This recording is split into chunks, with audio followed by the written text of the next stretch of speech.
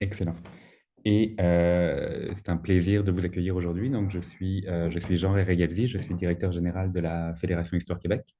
Et aujourd'hui, on a une grande opportunité de faire connaître un des domaines d'expertise de la Fédération Histoire Québec et de ses membres, qui concerne plus spécifiquement le patrimoine agricole et le patrimoine alimentaire, où, en regardant un peu, en regardant très vite, on se rend compte que dans la plupart de nos sociétés d'histoire, dans la plupart des partenariats et des membres qu'on a, on a des grandes compétences et des collections assez intéressantes à explorer, qui n'ont été qu'effleurées, donc il faut continuer à travailler. Et c'est l'objectif de la rencontre aujourd'hui. On va vous parler justement de ces compétences, de ces beaux projets, de ces partenariats.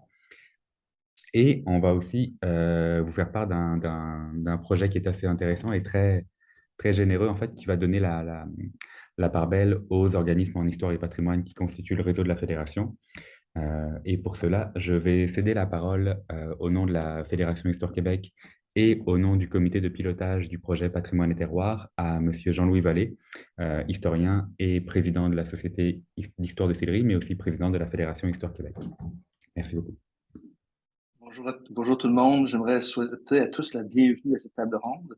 La Fédération Histoire Québec, comme disait Jean, est partenaire de ce projet et c'est un peu la raison pour laquelle c'est nous autres qui partons cette table ronde.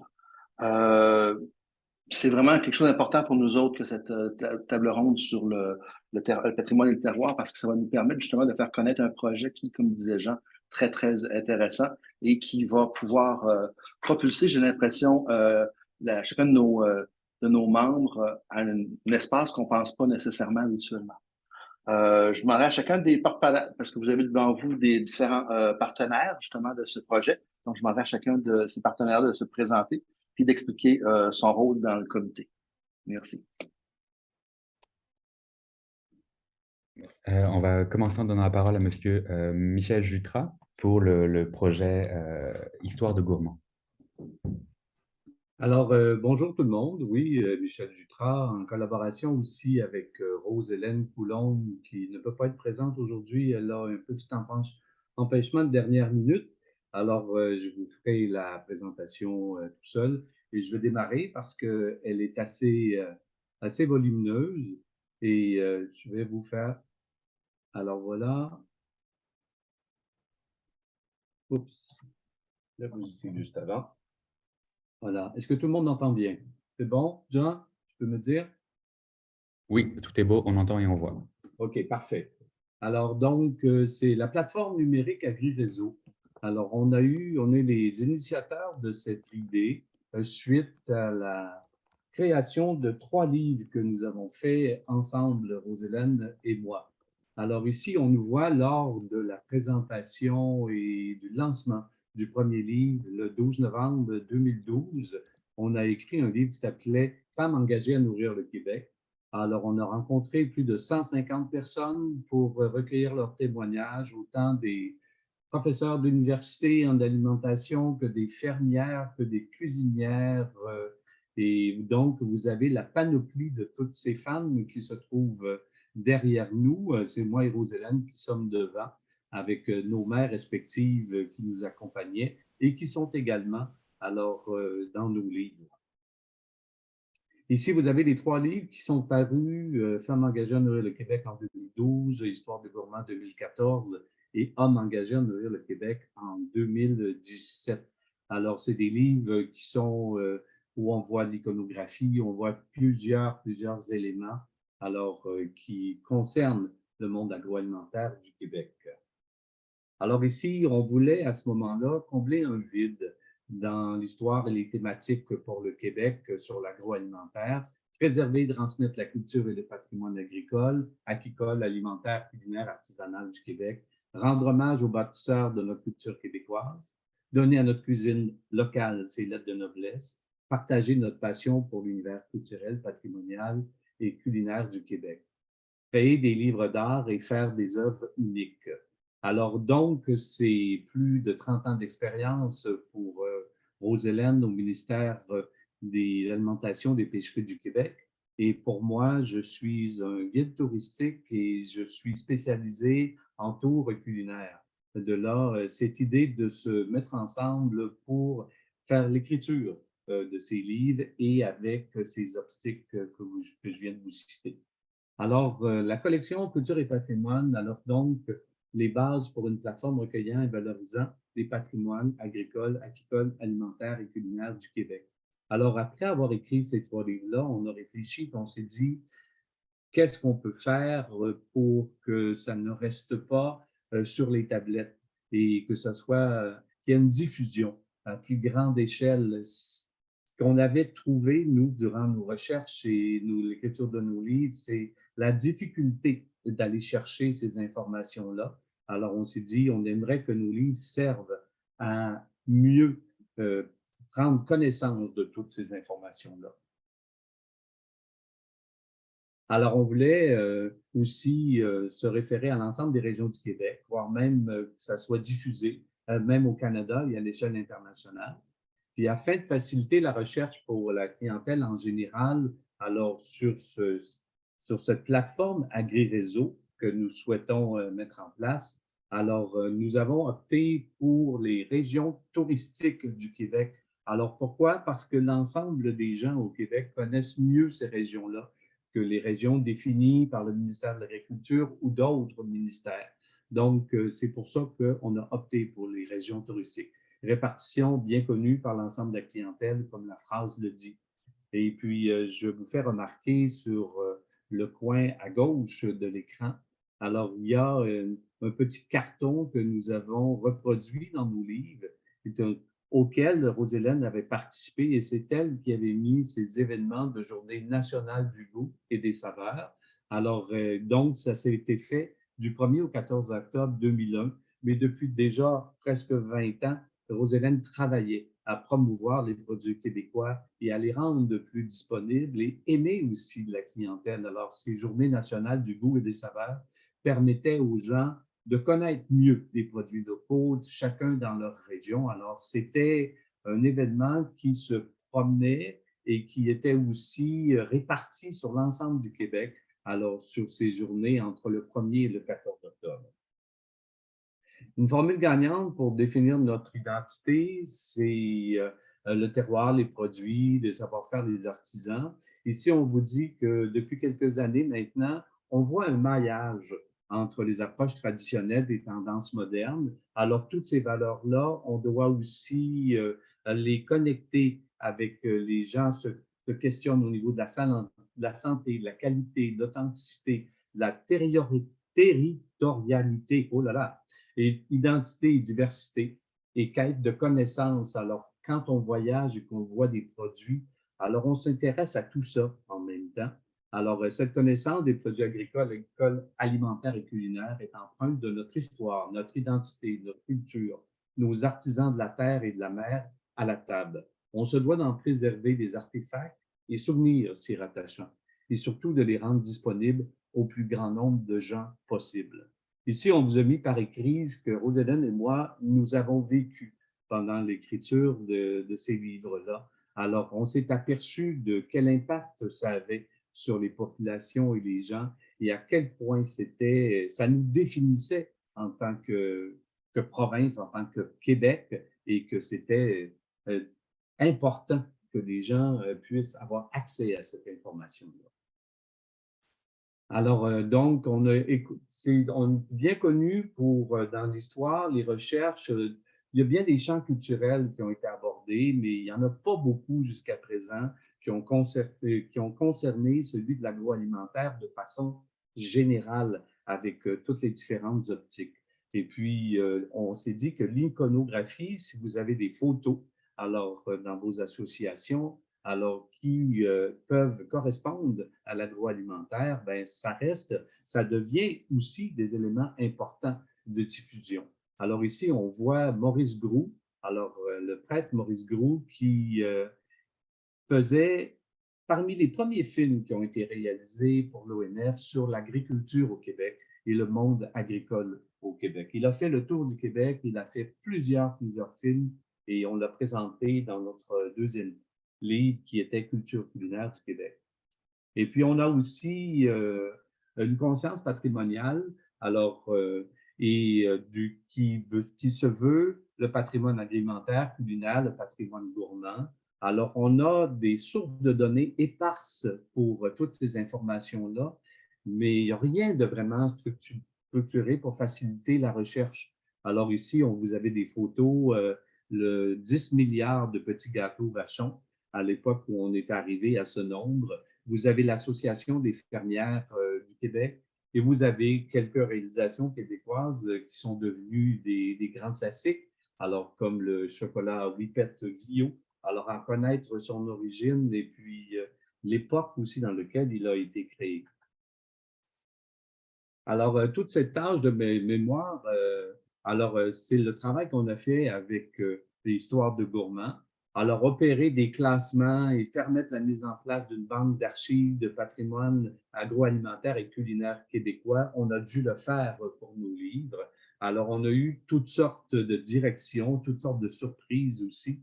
Ici, on voit une photo vous indiquant les différents bâtiments de la ferme de Catrouille qui était opérée par les Sœurs du Bon Pasteur. On y formait, entre autres, les jeunes filles, alors on pourrait aujourd'hui appeler délinquantes ou à problème dans l'adolescence. On en formait des futures fermières ou des femmes de maison, par exemple, ou des femmes qui s'apprêtaient à être des bonnes. Alors, c'était une ferme d'éducation et aussi la ferme, alors des Sœurs du Bon Pasteur. Juste sur votre droite, une image qui est très intéressante, qui a été un plaisir pour nous de rencontrer la conservatrice des documents de l'hôpital Saint-Michel-Archange, où il y avait une ferme et vous aviez des grands cahiers avec cette image de vache et les sœurs s'appliquaient à s'asseoir devant les vaches et à dessiner chacune des taches de chacune des vaches. Il n'existe pas au Québec un répertoire aussi détaillé et complet alors d'un troupeau sur une période d'environ 50 ans. Chacune des vaches était nommée, son poids, la quantité de lait qu'elle avait produit dans sa vie, le nombre alors de veaux qu'elle avait pu avoir et aussi si elle avait été vendue. On continuait alors la file historique de ces vaches-là. Et les vaches de Saint-Michel-Archange avaient aussi l'habitude de gagner de nombreux concours internationaux et étaient demandées sur toute l'Amérique du Nord. Elles partaient partout. Alors, les veaux partaient partout en Amérique du Nord pour faire partie de troupeaux sélects et élites à travers le Canada et à travers les États-Unis. Vous avez aussi toutes sortes de festivals. On parle de festivals alimentaires aujourd'hui, mais si vous regardez la photo sur la gauche, Festival de la crème glacée aux fraises fraîches. Alors, c'est entre autres, un festival que des grands magasins montréalais produisaient pour attirer la clientèle. Alors, c'est assez cocasse de voir cette photo-là. Donc, à la collection Culture et patrimoine de Roselène Coulombe et Michel Jutras, nous ont livré un travail minutieux et fort documenté, utile à la structuration de mémoire agroalimentaire collective nécessaire aux institutions du patrimoine culturel, aux événements gourmands, qui pourront épuiser des repères essentiels aux politiques publiques de patrimonialisation de l'alimentation et l'indispensable au travail des historiens et au-delà aux générations futures à qui ils transmettent généreusement leur savoir. Ainsi, leur travail nous rappelle l'importance de ne pas oublier d'où nous venons, donc ce que nous sommes, et nous assure les fondements indispensables à notre projection dans le futur. Ça ici, c'est un extrait une des préfaces d'un de nos livres et on trouvait qu'il représentait bien le travail que nous avons fait et l'idée que nous avions derrière notre travail.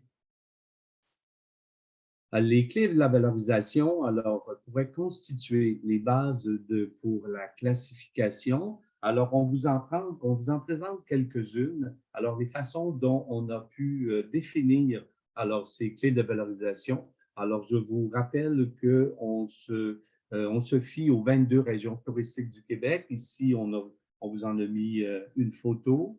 Alors, ici, on y retrouve les produits. Alors, dans les produits, il y a primaire, secondaire, tertiaire, c'est-à-dire l'agriculture, la pêche, la cueillette, les artisans, l'industrie, la transformation, la distribution et la cuisine. Alors, ce sont tous des éléments alors qui font partie des produits. Ici, c'est mon père et ma mère devant, en train de boire l'eau d'érable au printemps. Alors, c'est la région de Yamachuche. Alors, s'il y a des gens qui connaissent la Mauricie, et des vignots, alors le long du golfe du Saint-Laurent, alors près de Gaspé, alors des vignots pour faire sécher les poissons, dont la morue, par exemple. Alors aussi, on parle du savoir-faire. Alors, c'est des techniques particulières. Alors, la fabrication du pain, du fromage, maintenant. Alors, on a aussi des cidres de glace et nommer tous les produits, les bières qui sont aussi très populaires, tous les alcools, les gins qu'on fait aujourd'hui, alors font partie de ces savoir-faire. Les événements, alors tous les événements divers qu'il y a pu y avoir dans vos régions peuvent être très importants. Alors, pour nous dire vers quoi on est rendu aujourd'hui, on pense à Montréal avec les fêtes gourmandes internationales qu'il y a eu à partir de 93 et qui a provoqué la création de plein d'événements gourmands par la suite à travers le Québec. Les marchés, alors les marchés publics ou les marchés thématiques. Ici, on voit une photo d'un marché de Noël. Et l'autre, alors ce qui se fait plus maintenant à Montréal, l'exposition agricole annuelle qui a duré jusqu'à, je vous dirais, environ les années 2000. Alors ici, on voit un troupeau de vaches qui marche sur le boulevard Robert Bourassa aujourd'hui. Alors, la rue Université, à l'époque, on n'est pas très loin alors la place Bonaventure. Et puis, s'il y a des gens qui connaissent un peu Montréal, sur la photo à l'extrême droite, on voit la tour de la Bourse. Alors, les vaches qui passent devant la tour de la Bourse, c'est pas triste. Alors ici, ben, on a aussi les acteurs, les artisans. Alors, c'est les prix qui ont été gagnés, les événements, les reconnaissances.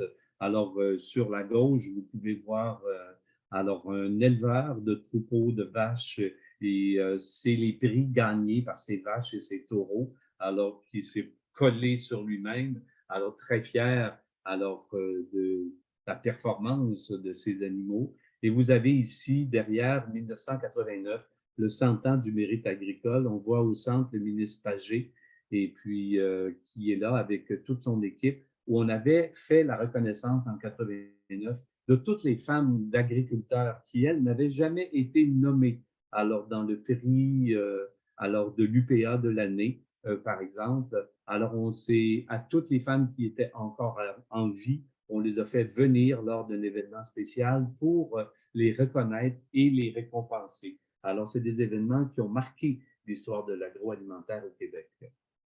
Et puis ici, on a deux choses aussi qui sont assez particulières, assez uniques. Alors, on voit ici le chef Yves Petit, alors au restaurant Le Parlementaire à Québec.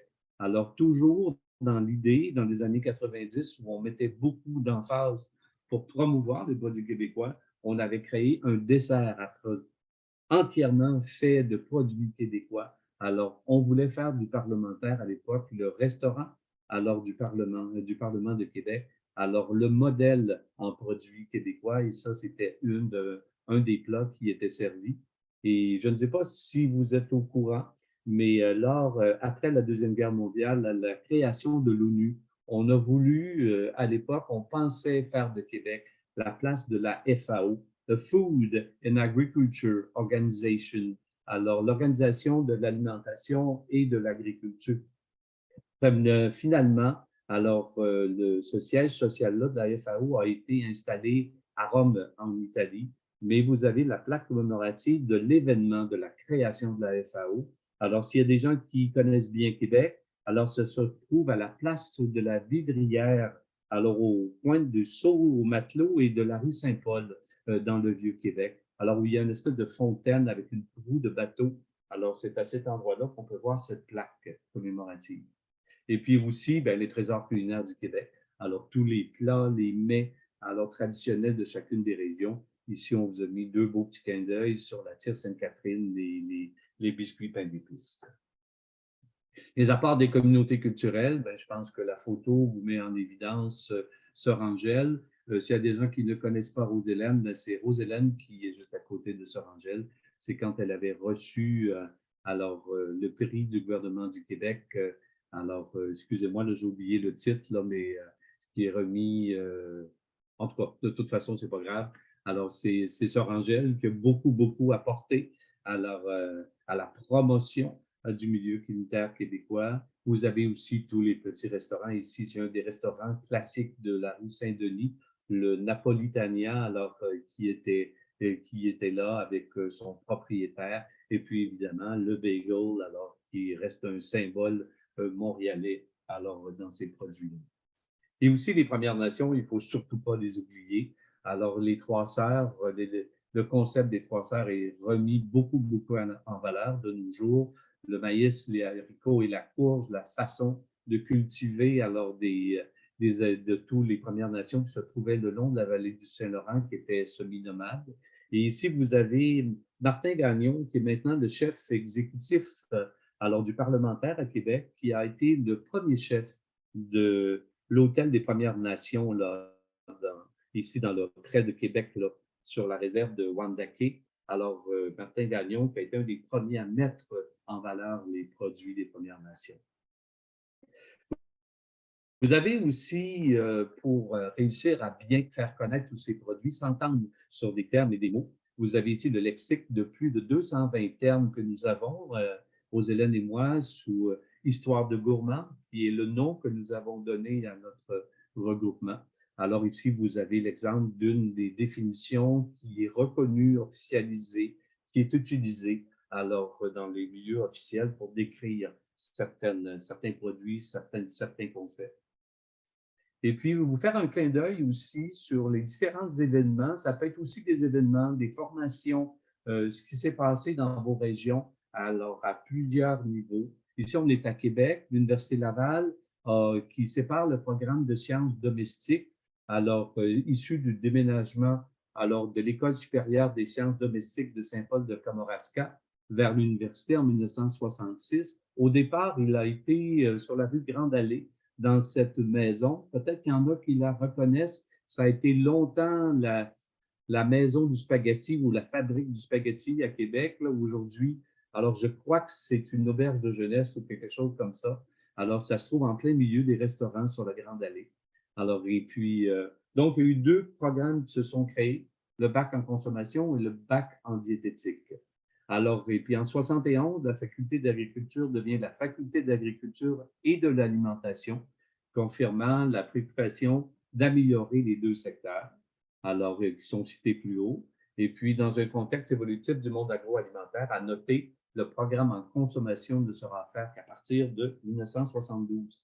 Et puis ici, ben, on a le concept de la nouvelle cuisine québécoise où on a commencé à réduire les sauces, des trucs comme ça, prendre des produits locaux.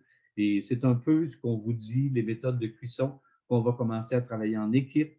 Alors, avec multiprofessions, il y a des diététistes qui vont s'associer aux chefs aussi, alors pour faire des plats alors plus agréables tout en étant aussi goûteux, ayant des principes plus de santé.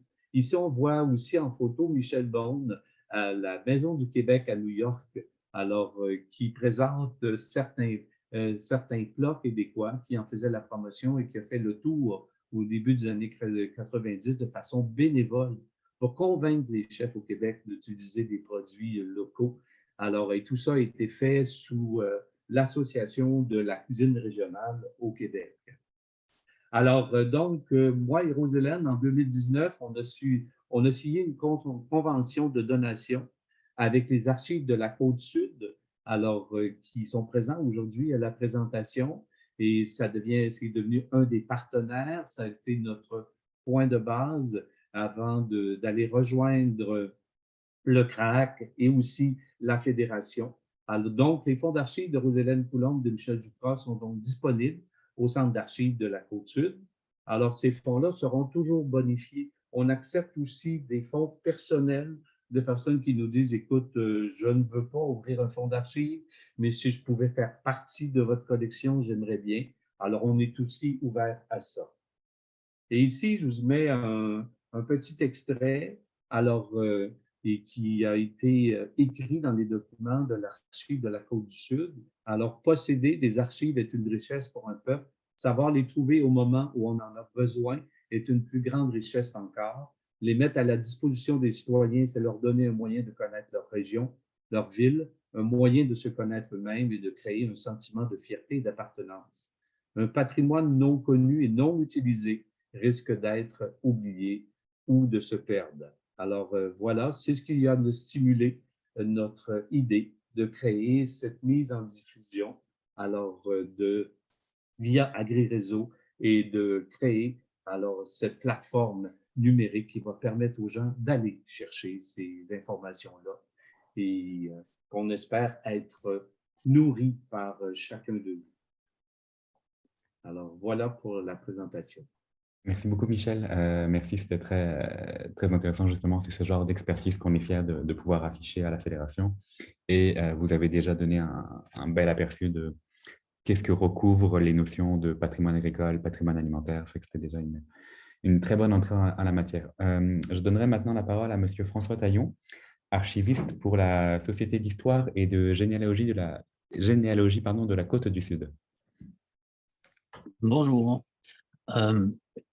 Après la présentation plus que complète que Michel vient de faire, je vais me contenterai juste de vous présenter ce que nous, on va faire comme travail en étroite collaboration avec Histoire de Gourmand, évidemment.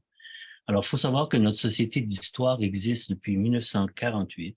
C'est actuellement, et pour longtemps, la deuxième plus vieille société au Québec. Donc, on accumule des archives depuis 1948, ce qui nous donne actuellement plus de 450 fonds d'archives qui représentent plus ou moins 500 mètres linéaires de documents. Donc, à travers ce fonds-là et avec les critères qu'on a empruntés à Histoire de Gourmand, on va choisir une vingtaine de fonds pour commencer, qui traitent spécifiquement de l'agriculture et de l'alimentation. Donc, dans ces fonds-là, on va aller voir, on va faire un choix qui est basé principalement sur les produits tels que Michel nous en parlait tout à l'heure, le savoir-faire, les événements et les artisans.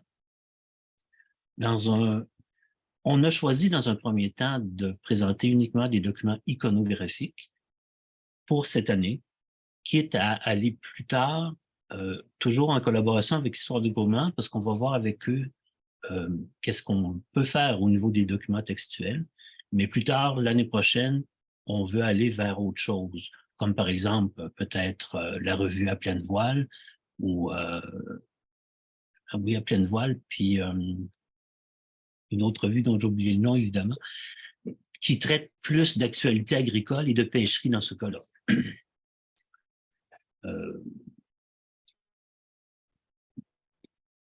Grosso modo, c'est à peu près ça.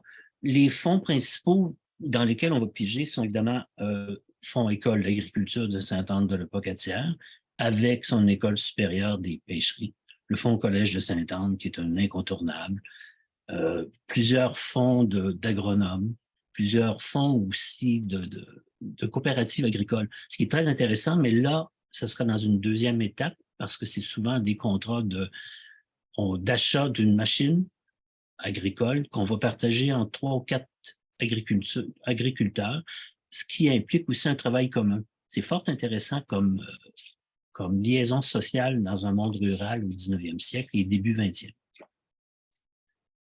L'abbaye Maurice-Proulx, on y touchera très peu parce que ce sont des photos qui sont archi connues. On a quelques-unes de ces photos qui sont à peu près inédites. Celle-là, on va s'en occuper. Autrement, c'est des gens qui sont plus régionaux, disons ça comme ça. Parce que nous, si on se réfère toujours à Histoire de Gourmand, notre mission ici actuellement, c'est Bas-Saint-Laurent. Donc, on va coller à la région touristique Bas-Saint-Laurent. On n'a rien qui concerne les autres régions touristiques au Québec, donc ça sera vraiment Bas-Saint-Laurent, principalement le Kamouraska, l'ancien comté de Lillet, Montmagny, puis un peu Bellechasse. Voilà. J'ai sûrement d'autres choses à vous dire, mais ça m'échappe. Merci François. Et puis, pour la plateforme Patrimoine et Terroir qui a été déjà abordée et dans laquelle tout le monde va collaborer dans cet effort collectif, je donnerai la parole maintenant à Guillaume Breton, coordonnateur pour le CRAC, le Centre de référence en agriculture et en alimentation. Oui, bonjour tout le monde, je vais partager mon écran. Merci de me recevoir aujourd'hui, présenter un petit peu ce qu'on fait. Moi, c'est ça, chargé de projet au CRAC, donc je suis bien content de collaborer à ce merveilleux projet Patrimoine et Terroir. Donc, je vais vous expliquer un petit peu qu'est-ce qu'on est comme organisation et qu'est-ce qu'on vient faire là, dans ce projet-là. Donc, le CRAC, Agri-Réseau et le projet Patrimoine et Terroir, c'est dans cet ordre-là que je vais vous présenter ce qu'on fait. Les objectifs, comme je disais, c'est vraiment de présenter l'organisation, son mode de fonctionnement pour commencer, puis nos réalisations principales. Parce que je pense qu'on est dans une talle, comme on dit en bon québécois, qui nous connaît moins là, comme organisation. Donc, je vais commencer par nous présenter. Puis ensuite, je pense par la suite, on aura l'occasion, s'il y en a que ça intéresse, de voir le potentiel d'utiliser les outils du CRAC pour la conservation en format numérique puis la diffusion du patrimoine documentaire et agroalimentaire. Le CRAC, qui on est? Donc, en fait, c'est le Centre de référence en agriculture et agroalimentaire du Québec. Pour faire la petite histoire, on est le résultat de la fusion du Conseil des productions végétales, Conseil des productions animales et ce qui s'appelait le groupe G-Agri qui s'occupait de gestion et d'économie agricole.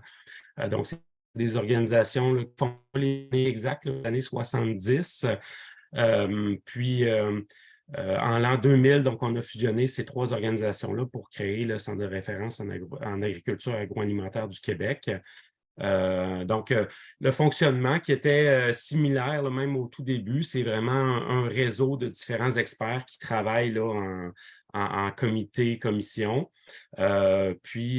pour diffuser leurs connaissances sur l'agriculture, l'agroalimentaire.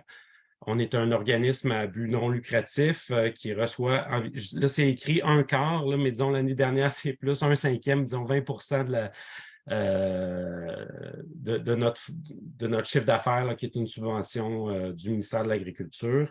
Puis le reste, c'est des projets qu'on autofinance soit par la vente de nos produits ou en allant chercher là, des projets dans certains programmes de financement. Nos valeurs, adaptabilité, collaboration et rigueur. Notre mission, donc, c'est vraiment de produire, de rassembler, d'adapter les connaissances du secteur et d'en assurer le transfert, parce qu'on est vraiment ce qu'on appelle un organisme de transfert de connaissances. La façon de fonctionner pour en arriver à ce résultat-là, c'est vraiment de mobiliser des experts du secteur de diverses provenances pour identifier les besoins puis les meilleurs outils pour s'adresser à nos clientèles. Puis notre objectif, c'est de faire évoluer les pratiques agricoles, agroalimentaires au Québec là, pour arriver à des meilleures pratiques. Le CRAC, actuellement, c'est 28 comités, commissions, groupes de travail, comme je vous disais, là, qui ont pour objectif de bien repérer les besoins, puis de produire différents projets pour répondre à ces besoins-là, pour avoir des outils qui sont adaptés aux différentes clientèles qu'on a. Excusez, donc, le CRAC, je vous parlais, on a différents projets, on gère beaucoup de projets, on a une cinquantaine de partenaires de projets, donc plusieurs contribuent à plus qu'un projet. On a plus de 285 collaborateurs qui participent à la réalisation de ces différents projets-là. Je vous parlais des experts là, dans nos différents comités, commissions qui travaillent sur des secteurs ou des projets particuliers, donc au-dessus de 450 personnes qui sont mobilisées, qui proviennent là, environ un cinquième ou 20% chacun là, du milieu de la recherche, des entreprises agricoles et de leurs représentants, du ministère de l'Agriculture, des institutions financières et autres associations et organismes, et ce qu'on appelle en agriculture le service conseil, là, donc tout ce qui est conseiller agricole, agronome ou même conseiller en transformation, ce genre de choses-là. On touche à la majorité des secteurs en agriculture, donc on parle de 36 secteurs. Souvent, ça peut être des secteurs de production, mais aussi ça peut être des secteurs plus transversaux comme je parlais de transformation ou de marketing agroalimentaire, ce genre de choses-là, mais ça peut être des secteurs de production, l'apiculture, les petits fruits, ces éléments.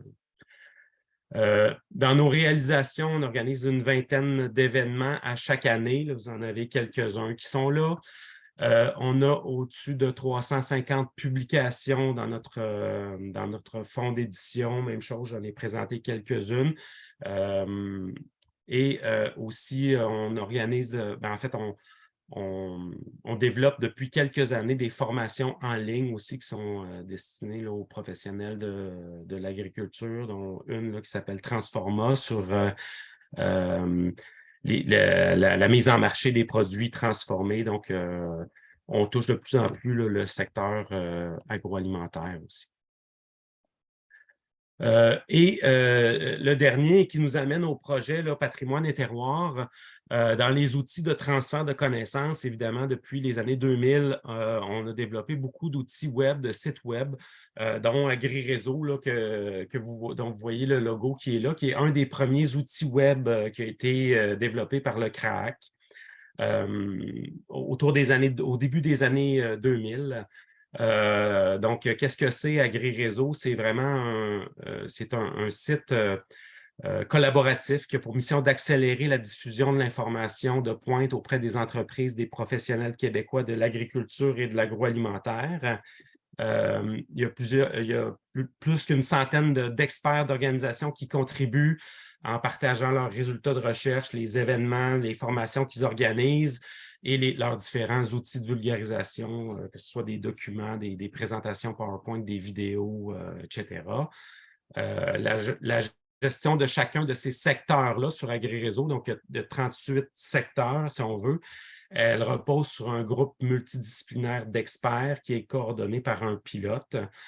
Donc, c'est ces experts-là ou ce groupe d'experts-là qui orientent le contenu selon les besoins de leur secteur. Donc, le secteur patrimoine et terroir là, vient s'insérer dans ces 38 secteurs déjà existants.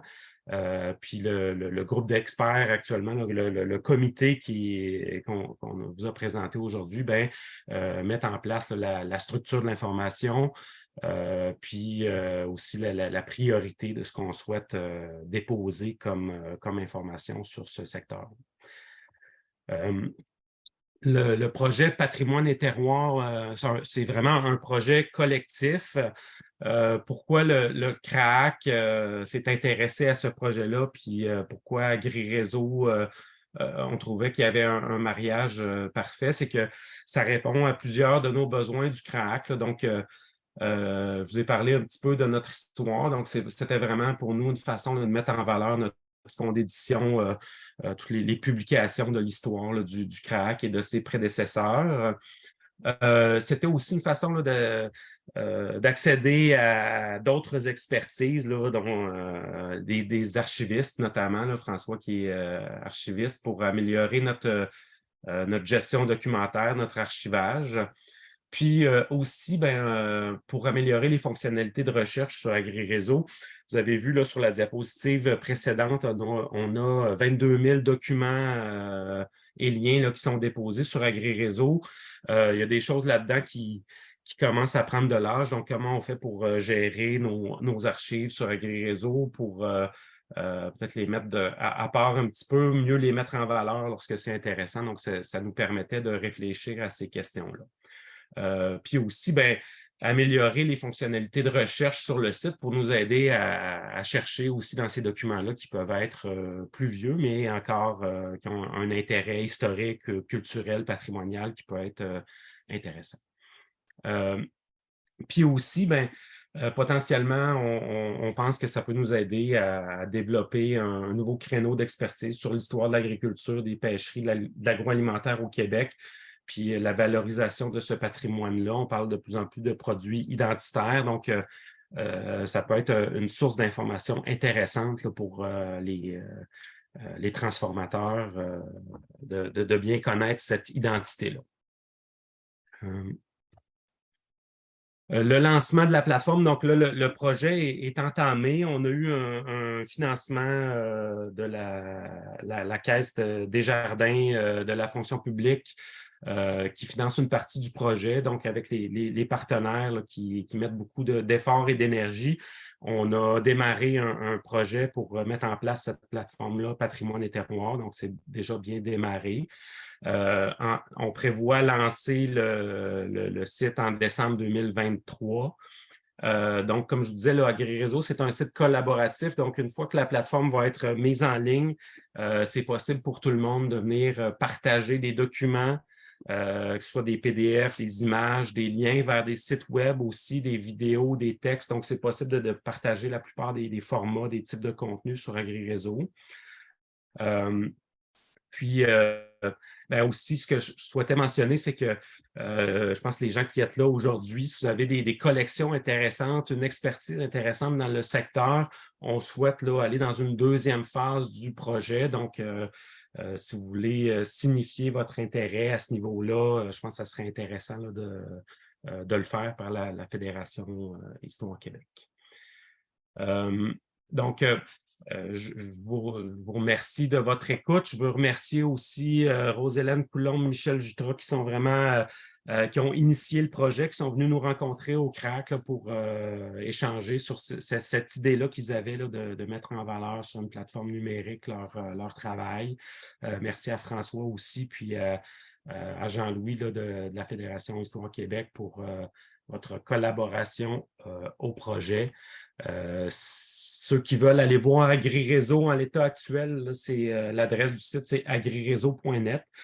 Si jamais vous souhaitez me joindre directement, là, mon courriel gbreton@commercialcrac.qc.ca. Merci beaucoup pour votre écoute. Merci Guillaume. Je vous inviterai à poser vos questions si vous en avez dès maintenant. Vous pouvez tout à fait lever la main ou les écrire dans le chat, dans la discussion, pardon. On a encore une petite intervention avant tout ça, mais probablement que vous vous demandez déjà quelle pourrait être la place, quelle pourrait être ma place ou la place de ma société ou de mon organisme. Donc, c'est là que je vais donner la parole à M. Jean-Louis Vallée pour le comité de pilotage du projet Patrimoine et Terroir. Et on prendra les questions après, s'il y en a qui viennent dans la discussion. Jean-Louis, c'est à vous pour inviter les personnes présentes à contribuer à ce projet qu'on vient de nous exposer dans son démarrage. Je pense que vous voyez assez bien l'intérêt justement de ce projet-là dans ce qu'on veut arriver avec ça. Donc, de faire une espèce d'immense répertoire de ce qui existe au Québec de documentation sur le patrimoine et le terroir. C'est quoi le type de document qu'on cherche? Ben, ça peut être des récits, ça peut être des restes originales, ça peut être des photographies, des articles originaux. Dites-vous que ce que vous allez peut-être vouloir diffuser avec ça, ben, ça doit vous appartenir. Il ne s'agit pas de partir et de dire on va chercher dans un livre de recettes, transférer la recette là. Non. C'est vraiment des choses qui appartiennent en propre là, aux sociétés d'histoire ou aux membres qu'on va avoir. Nous autres, ce qu'on va faire à partir de là, ben, je peux vous mettre dans la discussion, le chat, si vous avez mis l'adresse où vous pourriez l'envoyer, mais vous pourriez envoyer justement vos informations et vos questions aussi à la Fédération ce que je vous ai mis, là, donc, Fédération, que je regarde, je ne sais pas par cœur, FSHQ, Fédération des sociétés d'histoire du Québec, @histoirequebec.qc.ca. Ça nous permettra justement de pouvoir acheminer au CRAC et au comité ces documents-là. Là. Je vous invite vraiment à nous le faire, à participer à ça. C'est un élan collectif qui est demandé pour justement créer une source de référence collective face à tout ce qui s'appelle le terroir et la cuisine québécoise. Aussitôt qu'on va en avoir, on va les fournir. Vous allez voir, on vous appelle aussi, on a fait un appel aussi au projet de nous envoyer des articles qui pourraient être publiés au magazine Histoire Québec. Vous savez qu'on publie 4 fois par année un magazine, généralement des numéros qui sont thématiques, et on aura très bientôt une thématique sur le patrimoine alimentaire et culinaire. Donc, on vous demande d'acheminer au même même adresse, là, justement, des articles qui pourraient vous intéresser, là, qui pourraient intéresser tout le monde sur le sujet. Fait que je ne sais pas si vous avez des questions ou si vous avez des commentaires à faire. Profitez-en, vous avez trois spécialistes devant vous autres, là. Michel, Guillaume, François, là, c'est le temps justement d'y aller. Oui. Marie-Pascale Leclerc, si vous voulez y aller. Oui, en fait, j'ai juste une information, une petite précision à demander. Je veux savoir si la plateforme dont vous parlez, c'est vraiment là où est-ce que les gens pourraient aller récupérer les documents ou là où est-ce que vous allez orienter les gens pour les orienter vers les propriétaires? C'est comme comment ça va, comment cette plateforme-là va être un peu orchestrée. C'est qu'en fait, je parle d'un point de vue ville. Je suis coordonnatrice à la ville de Laval et puis on fait beaucoup d'études historiques, mais on demeure propriétaire de nos études et puis des demandes d'accès à l'accessibilité aux informations qui sont nécessaires en temps normal pour avoir accès à nos informations. Donc, dans le cadre où est-ce que des intervenants des villes pourraient être intéressés à contribuer ou à participer à cette plateforme-là, qui est une thématique vraiment intéressante d'ailleurs. On est en train de faire une étude sur l'histoire de l'agriculture et l'horticulture sur tout l'ensemble du territoire de l'île de Laval. Donc, c'est juste de savoir comment ça va s'orchestrer, c'est que les gens qui souhaitent envoyer des choses, c'est vous qui devenez propriétaire ou enfin, bref, juste au niveau de la technicalité comme Ouais, ça. ben, peut-être juste avant que Guillaume vous réponde, vous parler de mon expérience de chercheur pour les 3 livres que j'ai faits. Alors, on a eu affaire à tout type de personnes, tout type de documents protégés, non protégés, libérés de droit à cause du nombre d'années. Alors, je vous dirais que la meilleure réponse que je pourrais vous donner, c'est à la pièce. Alors, je pense que chacun des documents qui sera transmis, publié sur AgriRéseau contiendra sa façon de se le procurer, là. Alors, les interdictions. Alors, donc, nous avons fait, nous autres, dans nos livres, par exemple, quand on présentait un produit, une image ou un texte, alors on en disait la source et on en disait les droits s'il y avait lieu de le faire comme tel.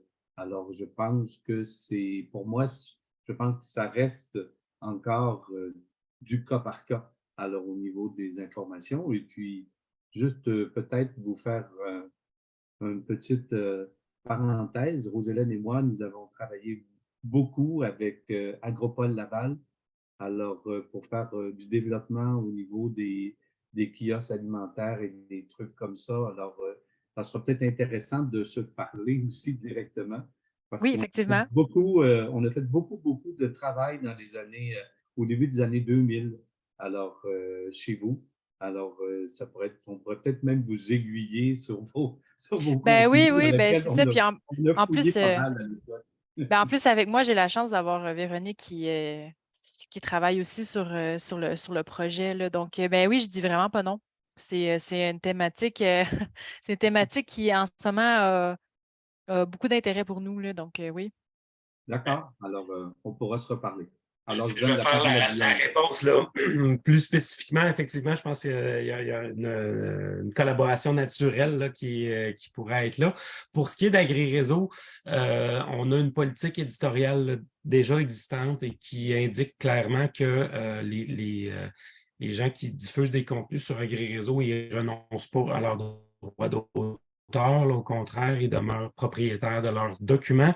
Il y a 2 façons de procéder là, pour les déposer sur AgriRéseau. Si vous les hébergez déjà sur votre site, c'est possible de déposer uniquement un lien vers votre plateforme. Donc là, à ce moment-là, on agit plus là, comme portail là, pour, comme vous mentionniez, là, rediriger les gens. C'est possible aussi de déposer le document sur nos serveurs. Comme je dis, ça n'implique pas que vous nous cédez les droits. Au contraire, vous demeurez toujours propriétaire de ces documents-là. Puis, évidemment, comme mentionnait Michel, s'il y avait des documents libres de droit, tout ça, on pourrait le mentionner, mais par défaut, là, on mentionne que les documents demeurent la propriété des ayants droit, là, des OK. auteurs des documents. Parfait. Merci.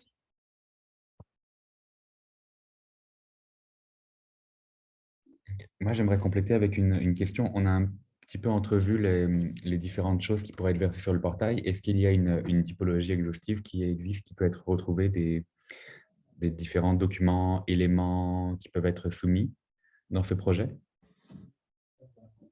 Ou est-ce qu'on reste très ouvert justement à cette demande-là? Est-ce qu'on peut, on peut accepter des choses qui sont encore à l'état de fonds méconnus ou vous pouvez accepter des fonds non traités? Bien sûr, on va, là, je veux faire dire qu'on va aller vers des projets de numérisation et que on est content, nous, la Fédération, de s'associer à ce projet parce que le portail peut recevoir des choses déjà finies, déjà complétées, déjà connues, mais qu'aussi les différents volets de ce projet-là vont enclencher des projets de numérisation. Fait que si on vous contacte aujourd'hui, si on est avec vous dans cette présentation, et si on vous invite à nous écrire à fshq@histoirequebec.qc.ca, c'est aussi pour nous faire part de documents qui sont encore méconnus, documents d'éléments qui sont encore méconnus, mais que vous souhaitez voir à court terme, à moyen terme, numérisés, avec, on l'espère, des argents, comme on dit, des argents pour pouvoir le faire. Fait que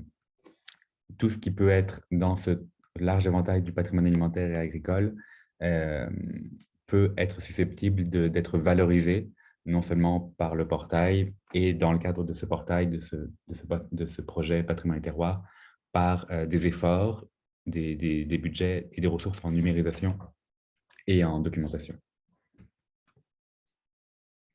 Voilà, j'ai répondu à ma question. Est-ce qu'on a une autre question ou intervention? OK, fait que je vais conclure si vous le permettez. Donc, n'hésitez pas à nous contacter, à nous faire signe pour manifester votre intérêt à prendre part au projet d'une manière ou d'une autre. Vous voyez que c'est un projet qui est encore à ses premières étapes et on veut inclure de plus en plus les personnes qui gravitent autour de la fédération, les organismes qui gravitent autour de la fédération. On veut reconnaître, mettre en avant ce qui est déjà existant et ce qui mérite d'avoir une nouvelle découvrabilité. Pardon. Vous avez l'adresse, puis vous aurez un petit courriel de rappel dans quelques jours avec l'enregistrement si vous voulez revoir cette séance. Et surtout, cette rencontre, c'est la première de plusieurs efforts de la Fédération et de ses partenaires en termes de patrimoine alimentaire. Jean-Louis Vallée parlait du prochain magazine pour lequel on vous appelle à faire des contributions, qui est le magazine Histoire Québec sur le patrimoine alimentaire. Vous avez jusqu'au 21 juillet pour nous faire part d'un article que vous souhaitez écrire sur cette thématique. Et dans le cadre de ce projet Patrimoine et Terroir, surtout, je vous invite à l'automne. On est en train de fixer les derniers détails pour une autre formation, une autre rencontre qui sera une formation sur les efforts qui ont été faits, notamment dans le cadre de ce portail, pour la classification et la terminologie de ces patrimoines. On voit que c'est un champ qui peut être assez large, mais en automne, on va s'entendre sur qu'est-ce qu'on peut inclure dans ces patrimoines-ci, quel type d'éléments et comment surtout les classifier. Donc, ça peut être très utile dans vos propres organismes pour avoir une classification, une terminologie qui est claire, qui a été développée et éprouvée par Histoire de Gourmand et qui a été réactualisée, dirons-nous, pour le portail. Merci à tout le monde. Puis, je peux juste conclure en vous souhaitant un très bon appétit. C'est l'heure du dîner. J'espère qu'on vous a ouvert un petit peu l'appétit avec la tire d'érable puis les petits steaks de veau. Merci pour la présentation. Merci beaucoup. Merci, au revoir.